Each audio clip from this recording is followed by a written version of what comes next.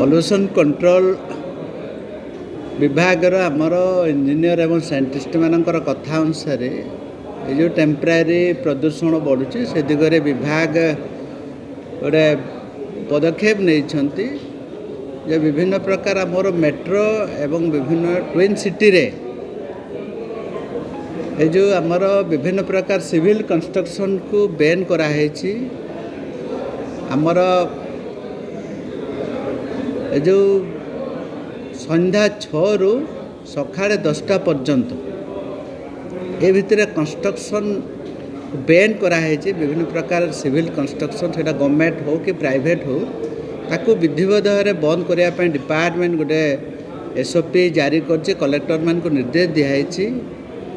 से आमर जेहेतु वेदरटा माने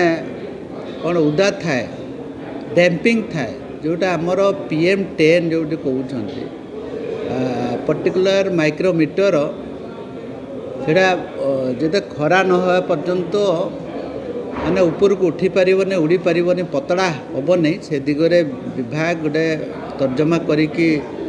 बैन करछि। निश्चित भाव में समस्त सर्वसाधारण एवं विभिन्न विभाग अवगति निमंते आपण मानकर माध्यम मु आज पुणी थोड़े अपील करुच्ची